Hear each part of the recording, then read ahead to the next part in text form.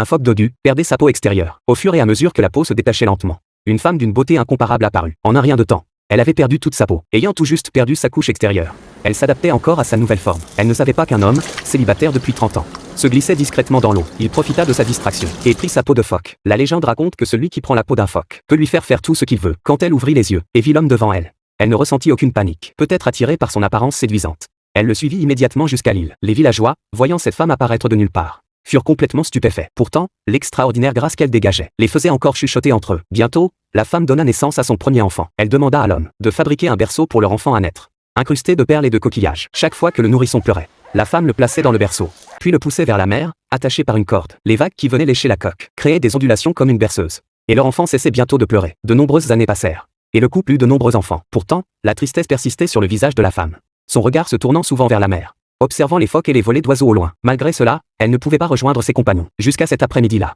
où la fille aînée prononça les mots qui changèrent tout. La fille aînée dit qu'elle ne savait pas pourquoi, mais que son père avait caché un manteau de fourrure sur le toit. En entendant cela, la femme confia précipitamment son fils à la fille aînée, et se dirigea directement vers le toit. Alors que l'homme rentrait de sa partie de pêche, un phoque solitaire le suivait. Les yeux du phoque étaient creux et vides, remplis de tristesse et de réticence. Une vague d'immense chagrin et d'effroi envahit le cœur de l'homme. Il rama de toutes ses forces vers le rivage. Mais lorsqu'il revint, seuls les enfants étaient restés sur l'île. La femme avait disparu sans laisser de traces. L'homme savait qu'une fois que le phoque aurait retrouvé sa peau, même son amour le plus profond ne pourrait l'empêcher de retourner à la mer. Ce jour-là, Jenny fut couchée dans son berceau comme d'habitude. Mais le phoque se glissa silencieusement vers le rivage. Pendant que le père du garçon emballait les meubles, une volée d'oiseaux marins se mit inexplicablement à les attaquer. Préoccupé par la défense contre les oiseaux, le couple oublia complètement Jenny au bord de l'eau. Le phoque saisit l'occasion pour pousser le berceau dans la mer. Lorsque le couple s'en rendit compte, il était trop tard. Le petit Jenny avait été emporté dans le vaste océan. Ils montèrent immédiatement à bord d'un bateau de pêche pour le poursuivre. Mais le ciel s'assombrit soudainement. Une pluie torrentielle s'abattit en un instant. Alors que la tempête approchait, le berceau de Jenny dérivait de plus en plus profondément, dans les profondeurs agitées de la mer, et l'homme perdit son plus jeune fils. À partir de ce jour,